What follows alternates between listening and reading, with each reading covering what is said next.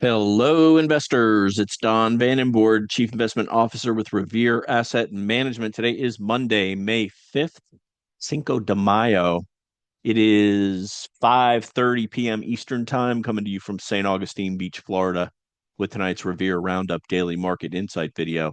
Market state, we're in a short-term uptrend since O'Neill follow-through days on April 22nd and 23rd. Check the trend gauge over here. Green arrows, meaning we're in grow mode for market leaders. They continue to be plentiful and acting well. Not to say there isn't the occasional blow up, but that's part of growth investing. Short term, all of the major indexes are above their 21-day exponential moving average. So we've got the green arrow there. Medium term, mixed. Slope of the line continues down on 50-day, even though several indexes have recovered that. So we've got a neutral there, still in protect mode as the major indexes are below their long-term 200-day moving average. So what happened today after a near historic, it's been over 20 years since we were up 9 days in a row on the S&P 500. 10th day was not a charm, but a normal pullback. We gapped down at the open, rallied to just about flat line late in the afternoon, fairly harsh sell-off into the close the last hour plus, but really no damage done to leaders or the indexes. It's normal after being up for 9 straight days. So normally when you would see down numbers like this on the indexes, we would use a red font for the summary of the day. But since it's really normal action, went with the neutral font. Here are the numbers: 21 over 21, rebuilt the list. We'll go through those momentarily. Up an average of 0.37%, 13.8 up, down, 8 down. The big eight down an average of 1.17%. Apple week and Tesla week, as well as Netflix, although Netflix well off the lows after Trump floated the idea of a tariff on foreign films. RG8s, our 8 growth ETF composite, down about a 0.5%. S&P 500 opened down 0.8 at the open. As I said, rallied to near flat before fading into the close, but ending up down 0.64%. Equal weight only down 0.33%. NASDAQ 100 also gapped down 0.8 at the open, ended up 0.6 to the negative by the close. Equal weight much better, down 0.1%. We'll look at the Dow, mid caps, and small caps when we get to the charts. They were also negative on the day. Global 60/40 down 0.14%. Flagship GROTECTION portfolio down 0.35%. TurboTection down approximately 0.21%. Let's get into the charts. One thing to keep an eye on is this overbought condition on the stochastic, on the daily stochastic. Um, we've been overbought for only about a week and a half. If you go back throughout the past year, you can see sometimes we stay overbought for 5, 6 weeks. Sometimes it's about 3 weeks. Sometimes it's less than a week. Never know for sure. Just be aware of where we are. We certainly are aware, and also obviously aware that we're up 9, 10 days off of the lows. So we'll take stochastics off to make the charts a bit easier to read. Here's the S&P 500, and you can see after this 9-day up move, an inside day, very normal. Got the 200-day moving average overhead. We still have the red line, that's the 50-day moving average, trending lower. This needs to flatten and turn up, and we want to see the 21-day continue to rise and come through that level. That's what bulls want to see. Bears would be very happy with just a breakdown here below the 200-day moving average and a break below the 50. But we take it day by day here. We'll be monitoring, of course, the index action, but also the action of leading stocks. Let's go to the NASDAQ 100. Ran into the 200-day moving average on Friday, a slight down day, lower low below Friday's low, but still a very normal pullback. We did have basically an unchanged day, 2 unchanged days in here, so it didn't have the strong up count that the S&P 500 did, but of course very similar action. relative strength over the last 2 weeks as well. But right there, running into that 200-day moving average. How about let's go to the equal weight S&P 500 above the 50-day, but still with the declining trend line, an inside day after the up days, and the 200-day moving average further above relative to the S&P. Again, relative strength lagging on the equal weight, not a surprise. You'll see this when you see the relative strength line for the NASDAQ 100 heading higher because of the big weightings that they have in the cap weighted S&P 500. Let's go to the Dow. Dow right on that declining 50-day moving average, acting as a little bit of resistance. Mid cap 400 above the 50-day, far from the 200-day, declining slope on the 50-day as well. And small caps, Russell 2000, basically right on the declining 50-day moving average, about 10% below the declining 200-day moving average. Back to the S&P for a second, you can notice that after a little bit of a slope down on the 200-day moving average, it's basically flat. Arguably, it's been flat for weeks. I guess, a tenth of a percent here and there is not much of a change. So basically a flat line there on the S&P 500.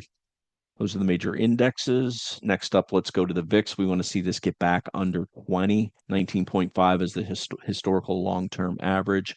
VIX was actually up today. It's showing down. The closing number is right, 23.64, but it was up 4.2%. You can see how volatility is contracting, which is certainly a good sign. And the ATR of the S&P ticked a bit mildly lower today. On to the dollar. US dollar, 2 days of a pullback off of the lows. We're really in this 3-week trading consolidation after a false breakdown 2 weeks ago in the dollar.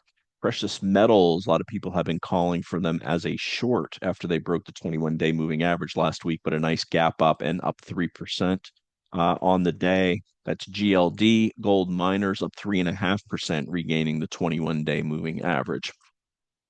How about Bitcoin? On the other end of the spectrum was Bitcoin. It had been showing relative strength, but weakness today, down 2.83%. On to bonds, bond prices slightly lower today. On the broad bond index, meaning bond yields slightly higher. Here's the long bond, the TLT, price lower. TYX shows the yield obviously higher, and the TNX up as well for the fourth day. If this continues higher, it's going to put some stress on stocks. So we want to see that move higher, halt. That's it for our interasset correlation. Let's go to the tail of the tape. On the bull case, as long as we stay above that 21-day moving average, but we, as I said, do want to see the slope of the 50 line flatten, and bulls are going to need to get back above the 200-day moving average. The big news this week is the 2 o'clock FOMC decision. I don't know if it's big news or not unless Powell goes against the grain, but the market has a 90+ percentage weighting on no changes. So we'll see what comes from that and the Q&A. And obviously the questions will be, Trump has not been speaking highly of Powell, thinks he should be cutting rates. Powell will say, I'm independent and I'm immune to the pressure. How the market reacts is all that we really care. So we'll see Wednesday afternoon, and then the reaction overnight Wednesday into Thursday and throughout the rest of the week. Sometimes it's a couple of days of gyrating around before the market makes a decision where it wants to go. Of course, noting that we are up 9 days in a row with a 1-day consolidation. Some backing and filling wouldn't be a surprise at all. Keys coming into today, S&P and NASDAQ against their 50 and 200, remaining above the 50 but below the 200. Leadership, as I mentioned, acted fine. One stock that would have stayed on the 2121 list, TMDX or TGTX, bad reaction earnings today. We'll take a look at that chart momentarily. Day count from up 9 to up 9 with a consolidation day. 9 days above the 8-day moving average, 8 days above the 21. Expectations remaining positive on the short term as long as we stay above that 21 on S&P and the NASDAQ. Not a lot of strength in sectors today. Foreign and emerging markets outperformed. So did cybersecurity and gold stocks.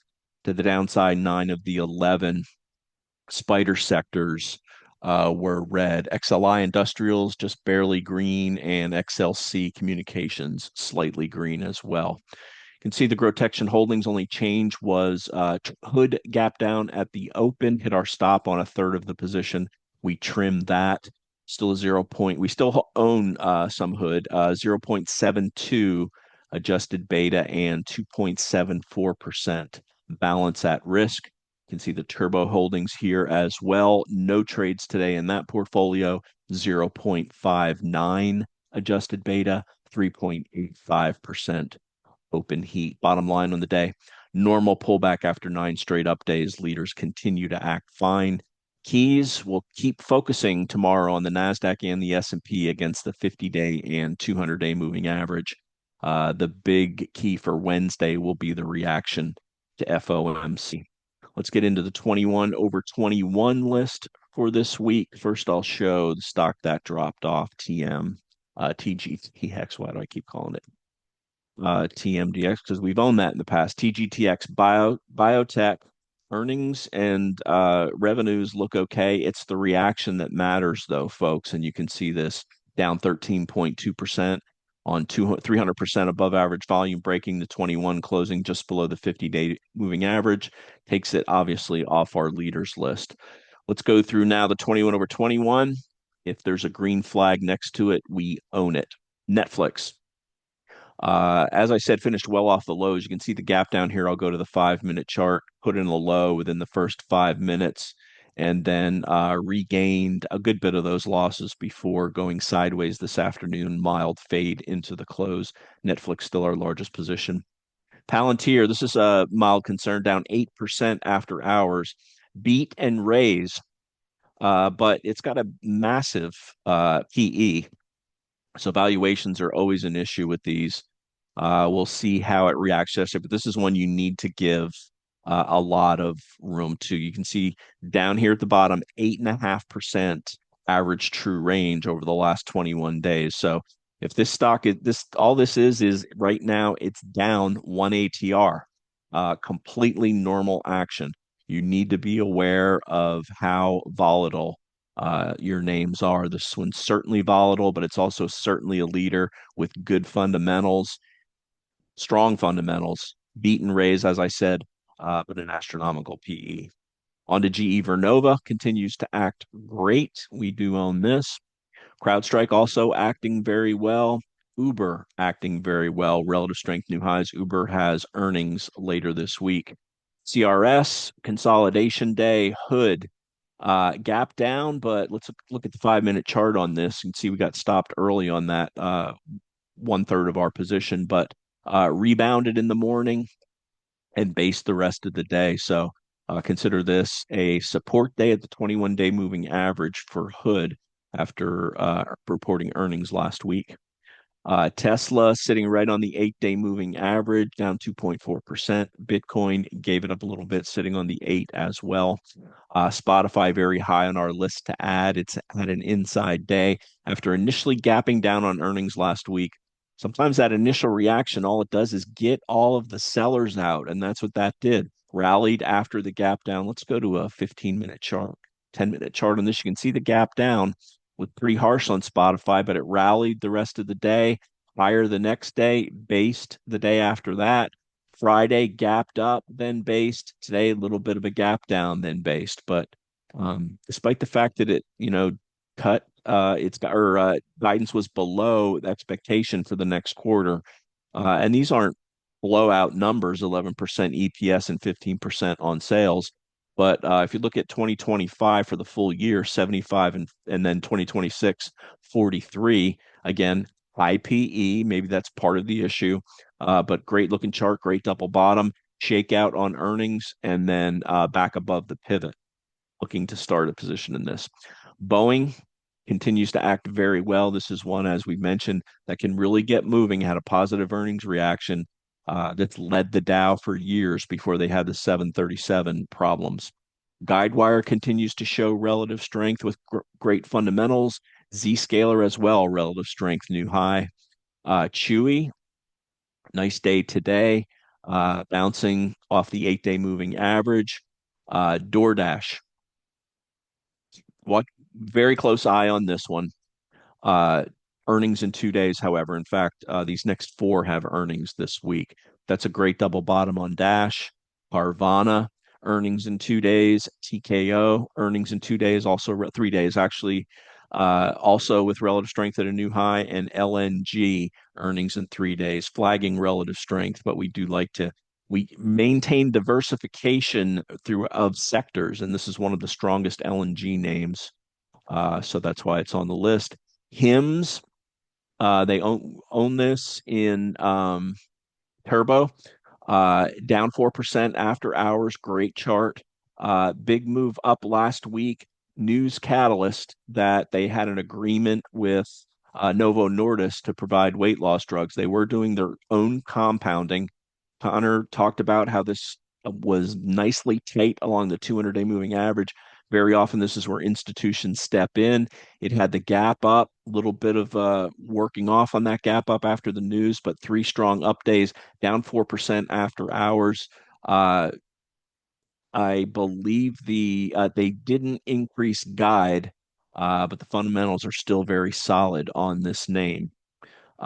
Maple Bear Cart faded last week. Then its earnings report, well received, above average volume, and a day two higher high as this continues to round out the right side of a cup base. And finally, Duolingo, another one. Todd did a nice overview on this in the weekend walkthrough, talking about how they're using AI to dramatically increase the types of courses that I have. They started out just being developing learning language platforms, but they've really diversified into a bunch of other courses. And you can see the gap up on earnings and a day two higher high breaking out of that base. Very attractive, great fundamentals, and becoming really more liquid. We had an issue with liquidity in this about a year ago when we owned it, but not anymore. It's grown up. And that's your 21 over 21 list for this week. As always, we'd like to hear from you. The email is don@revereasset.com. The phone's 855 Real Wealth. That's 855-732-5932. If you're interested in becoming a client, email my partner, Dan Stewart. Man, people are keeping him and Meryl busy. We're getting a ton of referrals from current clients that are very pleased with how we managed the downside on this recent harsh bear that we've had. Didn't even hit double digits on our pullback, re-engaged per our rules. Our flagship portfolio is named GROTECTION for a reason. Grow during uptrends, protect during downtrends. Back into an uptrend after the O'Neill follow-through day, still below the 200-day moving average. So things could go either way. We can get a lot longer than we currently are right now with this move off the bottom. But if it fails and we break back below the 50, the 21, or the 8-day moving average, we'll get more defensive. We take our cues from the market. We don't predict. And if you're interested in a common sense approach, reach out to us. And with this, I will wrap it for Monday, May 5th. This is Don Vandenbord with Revere Asset Management, telling it like it is. Thanks for listening and have a great day.